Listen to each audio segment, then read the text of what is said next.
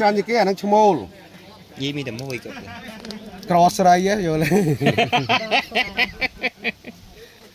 នេះឈ្មោលអំចេះទីគេអត់នេះសឈ្មោលនេះសឈ្មោលហ្នឹងគេនេះឈ្មោល ហើយណាញី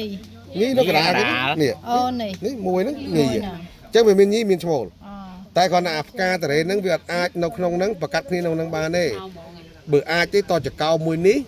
អាឈ្មោលនៃចកោមួយនេះទៅប្រកាត់ទៅប៉ះមីញីមួយនេះ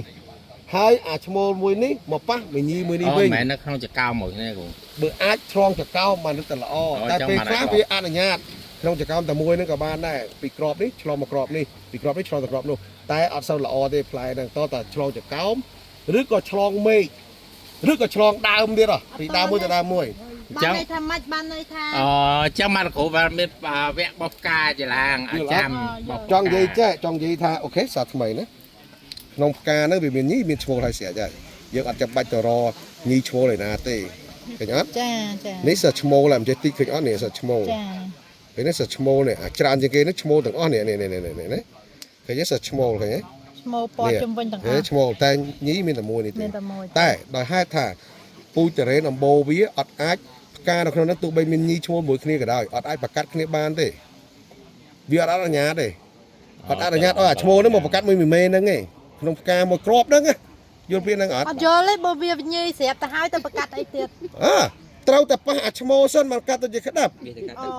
ចា បាននៅតរ៉េនេះណាមនុស្សអត់មានទៅដូរគ្នាទេណា យល់ទៅវាទៅការចម្លងគ្នាពីឈ្មោលមកញីតែដោយហេតុតែតរ៉េនវាអត់អនុញ្ញាតឲ្យអាឈ្មោលនេះនៅក្នុងផ្កាជាមួយវាហ្នឹងមក អូចាំមិនបើក ក៏ផ្សំជាមួយគ្នាបានទេតតែអាឈ្មោលនេះ មាន ហោះទៅប៉ះផ្កាក្របផ្សេង ខ្ញុំល្អទៅ ដែលជាញីឬក៏តោងផ្សេងឬក៏មេឃផ្សេងឬក៏ដើមផ្សេងទើបឲ្យអនុញ្ញាតប្រកាសបានទៅជាក្តាប់ ចា តនៅថងហ្នឹង ចាហើយមួយទៀតខ្ញុំឃើញមកសកៃហ្នឹងធម្មតាយើងទុកចាំ បាទ សកៃហ្នឹងដូចច្រើនពេក បាទបិចខ្លះ បិចខ្លះ ត្រូវ ត្រូវហើយ បាទត្រូវ អូខេចឹង តាជាទូទៅបើអាចក្នុងមកយើងហៅថាមកសកៃហ៎ខ្ញុំហៅមកតោងផ្កាមកចកោមផ្កាអញ្ចឹងមិនក្រោមពីសណ្ដប់ក្របតែមិនគួរលើ25ក្រប ចា បើអាចស័កសមបំផុតណាតែកាលណាយើងទុកក្របមកក្នុងមកចកោមនឹងច្រើនពេកវារីកយូរវានឹងអាចមានផលប៉ះពាល់អារីកមុនឬក៏អាចប៉ះពាល់អារីកក្រោយ ចា ព្រោះអីវាទឹកច្រើនអាហ្នឹងមួយទី2លូតលាស់ហ្នឹងឃើញទេជួនកាលគល់ធំតែតោងអាញែកចេញមកទុយស្គមហើយអាហ្នឹងងាយរស់ប្រឈមនឹងការរស់តោះណាបន្តមកទៀតប្រសិនបើយើងទុកតិចជ្រុលពេកផ្កាធំពេកនេះផ្កាមិនឃើញតិចទេឃើញធំហ៎ ធំបើគ្រូ នេះឃើញអានេះបតោនេះមិញមកក្រប4 6 10 13 14ឃើញសំបីតែ14ក្របហ្នឹងតោងវាធំជ្រុលផងឃើញអត់តោងជ្រុលមានផលថាម៉េចក្របផ្កាធំតោងធំមានន័យថាម៉េចផ្លែធំសបកក្រាស់អញ្ចឹងហួសទំហំដែលគេត្រូវការប្របាក់លក់អញ្ចឹងមានន័យថាប្រសិនបើយើងទុកផ្កាតិចពេកដែលជាហេតុធ្វើឲ្យផ្កាហ្នឹងក៏ធំពេកដែរអញ្ចឹងតែកាលណាផ្កាធំពេកផ្លែហ្នឹងវាធំពេកតែកាលណាផ្លែវាធំពេកស្នូលក៏ធំសបកក៏ក្រាស់ឃើញអត់អញ្ចឹងបានយើងត្រូវលៃធ្វើម៉េចឲ្យស័ក្តិសមច្រើនជ្រុលពេកក៏វាអាចស្គមពេកតិចជ្រុលពេកក៏វាអាចធំជ្រុលពេកមកស័ក្តិសមតែប្រសិនបើយើងចង់ទុកឲ្យតិចចឹងជាទូទៅពេលដែលពេជ្រផ្កាមកពេជ្រពុតញងខ្ចីអត់បាញ់មโนអត់បាញ់បំពន់វាទេតែកាលណាបាញ់បំពន់ផ្កានោះវាធំ ចាចា តោះណាតែផ្កាធំដែលជាហេតុធ្វើឲ្យផ្លែនោះវាធំ អត់បានណូទៅ តែផ្កាដែលកាន់ក្តឹបល្អបំផុតក្នុងមជ្ឈកោមិនលើសពី25គ្រាប់មកសាកសមកាន់ល្អអញ្ចឹងណាអាហ្នឹងតិចនិចនេះផ្កាហើយបន្តទៅទៀតតែផ្កាមានរឿងច្រើនទៅគិតឧទាហរណ៍ថាគេវើវ័យដើមចូលចាំថាដើមក្មេងផ្កាត្រូវនៅឆ្ងាយពីស្លឹក ដើមក្មេងឲ្យឆ្ងាយពីស្លាប់ អាយុ7ឆ្នាំចុះក្រោមហៅក្មេងហើយគៀកច្រើនស្លឹកវាមិនដល់ទេ ចា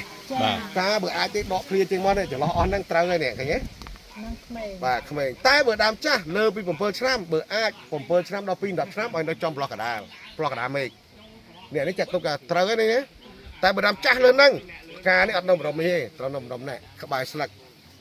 ដាក់ចងលោកគ្រូ ខ្ញុំដឹងធ្វើម៉េចបើទុកនៅគល់ស្រួលចងអត់កាន់ក្តាប់បានអីចងវាត្រូវអត់ចងនឹងឯងទៅគល់វាអត់មានផ្លែ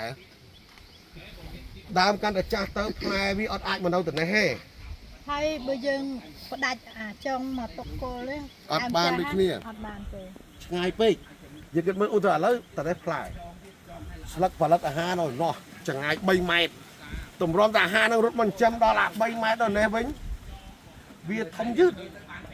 យល់ទៅអញ្ចឹងព្យាយាមធ្វើម៉េចឲ្យអាផ្លែនោះទៅរកក្បែរស្លឹកតិចមកបើវាចាស់បាទទៅពេលដែលវាផលិតអាហារមកវាបញ្ជូនមកបានលឿនចាអាហ្នឹងគេដឹងចឹងទៀតបន្តមកទៀតដើមនៅក្មេងវាមានដើមក្មេង7ឆ្នាំចុះក្រោមបើអាចគុំទុកការីចេះអានេះហៅទុកការីមកចកមានទុំទុកជាក្រុមពីថាឥឡូវទីតាំងនេះយើងចង់មកផ្លែទុកឲ្យ3 4ចកោមនៅនឹងហ្មងឲ្យជាប់គ្នានឹងទៅបាទឲ្យក្បែរគ្នានឹងហ្មងកាត់បន្ថយកុំឲ្យសម្បកក្រាស់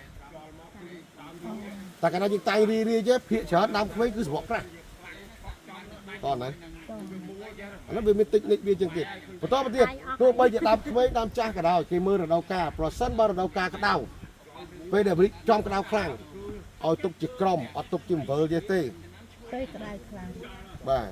ពេលក្តៅខ្លាំងឥឡូវយើងពិចារណាមើលឧទាហរណ៍វារិចមកតកោនេះយើងធ្វើត្រូវការផ្លែតែមួយទេអញ្ចឹងឲ្យតែបានអាកដានេះកាលណាវាក្តៅខ្លាំងអាខាងក្រៅពត់ជុំវិញនេះវាកាន់តែរងកម្ដៅខូចម្ដងមកស្ទប់ម្ដងមកជុំឧទាហរណ៍ឥឡូវផ្កាមួយនេះចាត់ទុកជាអំពិលជុំជាវងមូល6ជុំអញ្ចឹងចាក្តៅខ្លាំងដំបូងវាខូចជុំទី1ក្តៅទៀតខូចជុំទី2ក្តៅទៀតខូចជុំទី3ខូចលុតអស់នៅសល់លោះកដាមួយអត់ងាយខូចទេព្រោះអីវាមានហុំពត់ជុំវិញដោយខាងក្រៅប្រហែល6ជុំបាទគ្រូអញ្ចឹងអាចនឹងសល់ផ្លែនៅហ្នឹងទប់ទល់ជាមួយក្តៅបានវាតតាំងមួយក្តៅបានដោយសារមានផ្កាផ្សេងទៀតហុំវាបើយើងទុករីបន្តិចទេក្តៅមកគឺខូចទាំងអស់ព្រោះអត់មានណាហុំវាតទៅហ្នឹងអត់អូខេអាហ្នឹងពាក់ព័ន្ធមួយក្តៅបន្តទៀតពាក់ព័ន្ធមួយគឺភ្លៀងច្រើនទុកជាក្រុមចឹងអត់បានទេទុកច្រើនវាអត់បានទេពេលភ្លៀងព្រោះតែប៉ាណាភ្លៀងមកវាសើមជាប់ចឹងពេលផ្ការីកមកវាមិនសើមជាប់ច្រើនផ្កាច្រើនវារត់តែសើមយូរបើទុកតិចគ្រាន់តែវាសើមបន្តិចវារុះមកវាស្ងួតលឿនអញ្ចឹងពេលដែលខែភាសាគេឲ្យទុកបើវរិចចំភាសាគេឲ្យទុករីអញ្ចឹងតោះណាទោះបីជាដើមទុំដើមធំក៏ដោយគេឲ្យទុករីអញ្ចឹងខែភាសាតែបើខែប្រាំងខែនេះខែដៅខ្លាំងគេឲ្យទុកជាក្រុមអានេះតិចនិចវាអញ្ចឹងណាមិនចេះយើងរកថ្ងៃឃើញតែងមិនស្អាតទេតែងតាមគ្នាវាអត់វាមានហេតុផលរបស់វាក្នុងការតែងយល់ទេវាមានហេតុផលក្នុងការតែងតែខ្ញុំពេលខ្លះហេតុរបស់ខ្ញុំអត់តែងមួយទៀតធំបំផុតទោះបីតែងស្អាតតែមិនស្អាតយ៉ាងណាក៏ដោយអត់សំខាន់ទេសំខាន់មួយទៀតត្រូវដឹងថាពេលដែលយើងផ្ការីកឱកាសកាន់ក្តឹបប្រមាណភាគរយត្រូវឲ្យដឹងការកាន់ក្តឹបមិនមែនដោយសារការតែងនឹងតែមួយមុខទេការកាន់ក្តឹបមិនមែនដោយសារការថាបំពន់ផ្កាទៅមួយមុខទេការកាន់ក្តឹបមិនមែនដោយសារតែការបោះផ្កាទៅមួយមុខទេធំលើសហ្នឹងគឺអាកាសធាតុត្រូវឲ្យដឹងថាថ្ងៃទៅមុខផ្កាយើងរីកចំអាកាសធាតុបែបណាតើហ្នឹងអត់ឧទាហរណ៍ថា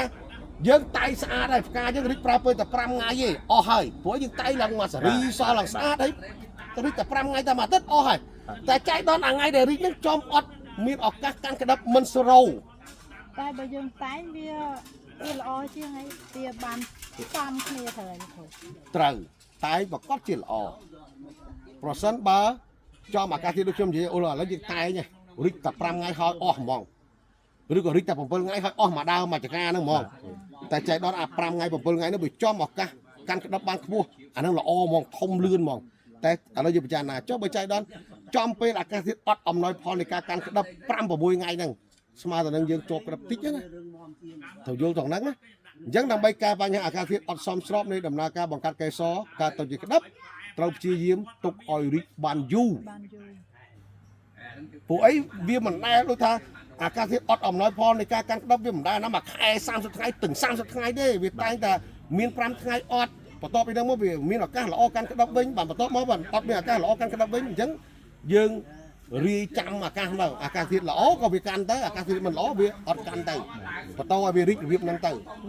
យល់ថាហ្នឹងអត់អញ្ចឹងខ្ញុំបើសិនជាអាកាសធាតុអត់ល្អដូចឆ្នាំនេះខ្ញុំអត់ទុកចិត្តអាកាសធាតុខ្ញុំអត់តែងដាច់ខាតហ្មងឯងខ្ញុំអត់តែងយកមកស្អាតដាច់ភ្លឹងហ្មងឯងខ្ញុំទុកអញ្ចឹងតទៅពេលខ្ញុំមើលថាវារីកប្រហែលថ្ងៃជួបមួយអាកាសធាតុល្អរីកមើលខ្ញុំរីកតែ5ថ្ងៃឯងជួបមួយអាកាសធាតុល្អខ្ញុំបិទការរីកបណ្ដោយបើផ្កាចោលទៅពេលហ្នឹងហ្មងមានន័យថាអាក្នុង5ថ្ងៃរីកហ្នឹងវាចំអាកាសធាតុអំណោយផលហើយ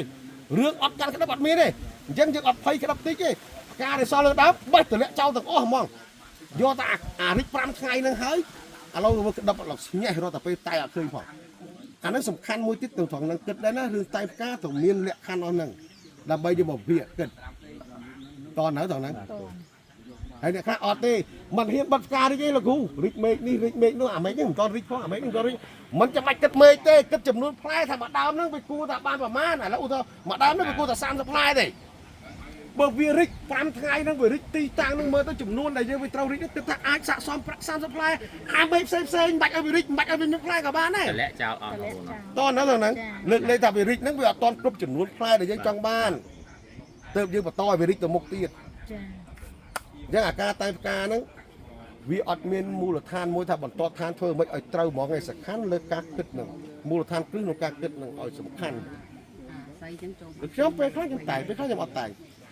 នេះគេពីសេរីនេះ ពី ពេលហើយ អញ្ចឹងនៅលើដើមពេលខ្លះបើយើងអត់មានលទ្ធភាពញែកសេរីវាបានឥឡូវតារេនេះអត់អាចញែកសេរីបានទេអត់មានលទ្ធភាពញែកទេដោយសារវានៅបតៈបឋមបឋានហ្នឹងអញ្ចឹងរងចាំចេះវិញបិទវគ្គការរីកបានប៉ុណ្ណាស្អាតហើយត្រឹមត្រូវហើយចំពេលវេលាត្រឹមត្រូវចំនួនផ្លែគឺតែត្រឹមត្រូវហើយការដែលអត់រីកបេះចោលទាំងអស់សរុបទៅមិនសល់ផ្លែមួយសេរីមិនដែរឃើញអត់ផ្កាអាចមានមួយសេរីពីរសេរីប៉ុន្តែពេលផ្លែអាចមានសុទ្ធតែមួយសេរីបានហើយយើងរាប់ថ្ងៃរីក មួយហ្នឹងទៅបានឡៃណា ហើយពេលវគ្គផ្លែបានមួយខែ ដឹងមិនដឹង ការតុបតែងបើសិនជាបានមួយខែហើយឧទាហរណ៍ថាវាបាន3ធម្មតាវាទៅមុខទៅវាអត់នៅទេ3វាអាចទៅទាំងអស់ហើយនៅតែតែមួយទេយើងកាត់ចាក់ឲ្យហើយទុកតែមួយបាន អូខេអាហ្នឹងគេធ្វើចេះពេលក្តាប់30ថ្ងៃចង់បានមួយផ្លែទុក3ផ្លែឧទាហរណ៍ឥឡូវមេឃនេះវាត្រូវបាន3ផ្លែឧទាហរណ៍ណា ចា អញ្ចឹងយើងត្រូវទុក9ផ្លែអញ្ចឹងយើងស្រេចទៅចកោមួយនេះគួរតែទុកប្រមាណចកោមួយនេះគួរទុកប្រមាណចកោមួយនេះគួរទុកប្រមាណចកោមួយនេះគួរទុកប្រមាណធ្វើម៉េចឲ្យវាសមាមាត្រឲ្យបាន9ផ្លែពេលអាយុ35ថ្ងៃហ្នឹងអញ្ចឹងយើងមានសិទ្ធិរើសឲ្យហើយអត់ចាំបាច់គិតថាមួយចកោនេះវាមាន3កាត់2ឲ្យចោលទៅទុកតែមួយមិនបាច់តន់គិតអញ្ចឹងទេគិតសរុបសិនតែឲ្យតែឃើញល្អទុកវាសិនទៅតោះណាទុកវាសិនទៅព្រោះអីយើងសគួរ1សគួរ3 តែធ្លាក់ដោយសារវិធីជាតិដដើមគ្នាអត់គ្រាន់ហ្នឹងអញ្ចឹងយើងបើយើងសេរីកាត់ កាលណាដដើមនេះអត់តដោយសារអញ្ចឹងទេបើសិនយើងទុកសមាមាត្រមួយចង់បាន1ទុក3អត់អីទេអាហ្នឹងទី1តែអ្វីដែលដដើមនេះហើយយើងធ្វើអត់តគឺតែអត់តពេលដែលដល់ថ្ងៃ35ថ្ងៃហ្នឹងណាមួយមេឃត្រូវបាន3ផ្លែហ្នឹងមិនមែន1សគួរ3ទេវាទៅជាមួយសគួរ5សគួរ6ហ៎អ្នកខ្លះអត់តតែអត់តហ្នឹងមេឃខ្លះអនាគតបានតែមួយផ្លែទេវាគួរតែសគួរទុកតែ3ផ្លែទេតែមានដល់15 10ផ្លែលើមេឃហ្នឹងពេលអាយុវា35ថ្ងៃហ្នឹងទេដែលជាបញ្ហាប្រសិនបើដល់អាយុ35ថ្ងៃហ្នឹងគាត់ធ្វើតាមសមាមាត្រហ្នឹងណាមួយបានផ្លែទៅថ្ងៃអនាគតបាន1ទុក3សគួរអញ្ចឹងយើងសរុបវាទៅឲ្យដល់សល់តែប៉ុណ្្នឹងទៅបានហើយ មួយយក3បាន បាទ1ទុកសគួរ3 ចាហើយបើមួយបើប្រកាសថាចង់យកមួយទុកតែមួយទៅ អត់បានទេផ្លែធំបើវាមិនរុះក៏ផ្លែធំដែរ ចា ពីព្រោះពេលដែលពី35ថ្ងៃទៅវាបឺតជីខ្លាំងហ่ะអញ្ចឹងឧទាហរណ៍មកដើមនោះត្រូវការតែមួយផ្លែទុកមួយផ្លែនឹងតែហ្មងអត់បានទេធំបើមិនរុះក៏ធំដែរ បើមិនរុះអាចនឹងរុះទៀត អាចនឹងរុះ35ថ្ងៃនោះអាចនឹងរុះឡើងណាយល់ទៅ ចុះនៅមួយរុះឲ្យតម្រាំ3 4ទេវាទៅហើយតម្រាំហើយចឹង វារុះវាអត់មានគិតរឿងចំនួនទេវាគិតរឿងអត្រានៃការរុះផងវាដូចថាអាកាសធាតុអត់អំណោយផលទឹកជីអត់អំណោយផលដល់ដំណើរការលូតលាស់វាត្រូវសម្រាប់ថាជំរុះប្រមាណភាគរយ ចា ឧទាហរណ៍ថាជំរុះប្រមាណភាគរយបើសិនមាន10ផ្លែវាត្រូវគិតតែ10ផ្លែហ្នឹង100%អញ្ចឹងជំរុះបើជុំភាគ10%ចេញមកតើអស់ប្រមាណផ្លែទោះបីជាមាន100ផ្លែក៏វាគិតជុំភាគថា100ផ្លែស្មើនឹង100%ដល់ពេលជំរុះ10%ស្មើប៉ុន្មានស្មើ10%អញ្ចឹងមានន័យថាមានតិចរុះតិចមានច្រើនរុះច្រើនព្រោះអីវាគិតសមាមាត្រនៃភាគរយនៃរុះ ចា យល់ដល់ហ្នឹងអញ្ចឹងអ្នកខ្លះគាត់អត់ហ៊ានទុកផ្លែតិចទេខ្លាចលោកវារុះអស់តែកុំភ័យពេកព្រោះអីវាគិតសមាមាត្រនៃការរុះទេ យល់ហើយ តែត្រូវទុកឲ្យស័ក្តិសមបើជាទូទៅបើសិនបើលោកក្នុងស្រុកខ្ញុំប្រាប់ថា35ថ្ងៃទុកឲ្យច្រើនសិនកុំទុកតិចចាំលើ60ថ្ងៃចាំទុកឲ្យតិចទើបសបកស្ដាយបើទុកឲ្យតិចតាំងពីដើមទីទៅភាគច្រើនសបកខ្លះហើយផ្លែធំ យល់ហើយខ្ញុំសុំមកសំណួរ បាទ ថ្ងៃទី2ជាទូទៅលោកគ្រូតែងតែរៀនថាថ្ងៃពេញររមីវាអត់ អត់កាន់ក្តាប់បាទហើយមែនអត់ ឥឡូវហ្នឹងបច្ចុប្បន្នហ្នឹងវាពី ខ្ញុំហេចាប់ដែរ ពីវា4ថ្ងៃទៀតហ្នឹងវាពេញបរមីហើយខ្ញុំពងតែរៀនចូល30%ហើយ អត់អីទេរិច30%យើងគិតថាអារិច ចំថ្ងៃពេញបងមិន 30% អត្រាការក្តាប់វា10ទៅ 20% អញ្ចឹងបើវារីក 10000 គ្រាប់វាអាចកាន់ក្តាប់ 2000 គ្រាប់ដែរ បាទអូចាំ បច្ចុប្បន្ននេះវារីកបាន3ថ្ងៃហើយ បាទបន្តមកទៀតវាបន្តរីកទៅមុខទៀតហ៎ ទៅគាត់ឲ្យវាពុះ វាមិនតន់ឈប់រីកពេលហ្នឹងទេណាវានៅរីកទៅមុខទៀតអញ្ចឹងក៏ចាំថាក្រុមការណាដែលរីកចំថ្ងៃពេញបរមីយើងចងចំណាំទុកផងថាពេលដែលឃើញក្រុមអស់នឹងរស់កុំភ្ញាក់ផ្អើលព្រោះអីយើងត្រូវតាំងចិត្តថាការដែលរីក3ថ្ងៃដល់ថ្ងៃពេញបោក្រោយ3ថ្ងៃនេះក្រោយពេញបោភាគច្រើនអត្រាការក្តាប់តែ10ទៅ 20% ទេមិនមានន័យថាអត់កាន់ក្តាប់ទេកាន់ក្តាប់តែ10ទៅ 20% ទេអញ្ចឹងត្រូវត្រៀមចិត្តថាវានឹងអាចរុះច្រើនពេលកតុយជាមិនតន់ឆេះអស់ហ្នឹងឬក៏ក្តាប់ប្រហែលជា21ថ្ងៃឡើងលើហ្នឹងត្រូវចាំអាហ្នឹងតែកុំឆ្លត់ពួកអីវាយើងគិតមើលពួកអីវារីកតែ 10% ប៉ុន្តែផ្កាយើងរីក 10000 គ្រាប់ហ្នឹង បាទហូរនៅដែរ យល់នៅថងហ្នឹងតែអ្វីដែលខ្ញុំព្យាយាមនិយាយថាពេលដែលវារីកកាន់ពេញបរមីចំពេញបរមីហ្នឹងវាអត់សូវកាន់ក្តាប់ដើម្បីអីមិនមែនអត់ផ្លែលុកថ្ងៃអនាគតទេខ្ញុំចង់ឲ្យយល់ថាពេលដែលវារុះកុំឆ្លត់ពីព្រោះអាផ្កាហ្នឹងវាឆ្លងកាត់បង្កាត់កេសរចំពេលអត់សូវសមស្របប្រមាណទេវានឹងថ្ងៃណាមួយនឹងរុះអញ្ចឹងប្រសិនបើថ្ងៃណាមួយរុះយើងកុំតក់ស្លុតជាមួយវាព្រោះអីយើងត្រូវដឹងហើយស្រាប់ថាចន្លោះថ្ងៃអស់ហ្នឹងអត្រាការក្តាប់របស់វាអត្រាកកើតកំណត់ទៅជាក្តាប់របស់វាទាបណាស់ អញ្ចឹង តែមិនមែនអត់សោះទេវាអត់ដែលអត់សោះទេណា អាចជ្រុះច្រានពេលក៏ទៅជាអត់ទាន់ឆេះនឹងមួយទៀតនឹង ក្តាប់ 21ថ្ងៃ 21ថ្ងៃប៉ុន្មានរៀមដែរនេះ ចា វានឹងអាចរុះច្រើនអញ្ចឹងយើងត្រូវត្រៀមចិត្តថាបើសិនបើឃើញអញ្ចឹងកុំសិនតក់ស្លុតព្រោះអីយើងដឹងថាការយើងរីកឆ្លងកាត់ចំពេលអត់សូវអំណោយផលនៃការបង្កាត់កេសរនិងបង្កកំណត់ទៅជាក្តាប់តនេះហ្នឹងមិនមានអត់ទេតែបើអាចធ្វើបានដើម្បីកាត់បន្ថយកុំឲ្យ stress ខ្លួនឯងខែមុនខ្ញុំបិទវគ្គផ្ការីកថ្ងៃទី27ចំថ្ងៃ11កើតទាំងផ្កានៅសល់លើដើមទៀតវាត្រូវរីក 5-6 ថ្ងៃទៀតខ្ញុំគិតថាបើទុកឲ្យរីក 5-6 ថ្ងៃទៀតក៏7ទុកដែរពួកអីតាប់វោវារីក 5-6 ថ្ងៃទៀតវោឃើញអារីក 5-6 ថ្ងៃចំពេញបោះហ្នឹងរុះហ្នឹងអាន7ទុកនេះទៅបាញ់ខ្លាំងប្រឆាំងរុះនេះវាខាតលុយយើងឃើញអត់អញ្ចឹងណាស់ហើយអត់ឲ្យបន្តរីកទៅជួបមួយនេះទេពួកអីអារីកហ្នឹងវាបានស័កសមហើយបេះចោលអស់លេងឃើញអត់សមមានរុះទេហើយបបសក់ខ្ញុំធ្វើរាល់ឆ្នាំហើយគឺឃើញអញ្ចឹងឲ្យតែរីកចំពេញបោ3ថ្ងៃមុនពេញបោចំថ្ងៃពេញបោក្រោយពេញបោ7ថ្ងៃនឹងមួយអាទិត្យដែលមុនពេញបោនិងក្រោយពេញបោហ្នឹងចំគឺភាគច្រើនអត្រាការកាន់ទឹកទៀតតែមិនមែនមានន័យថាអត់ផ្លែនៅលើដើមទេត្រូវចាំណាផ្លែកុំហើយ មុនណា អត់ទេក្នុងមួយអាទិត្យចន្លោះយកថ្ងៃពេញបោចំកណ្ដាលមានមុនពេញបោ3ថ្ងៃក្រោយពេញបោ3ថ្ងៃអញ្ចឹងវាមួយអាទិត្យក្នុងមួយកន្លងហ្នឹងភាគច្រើនអត្រាការកាន់ទឹកទៀត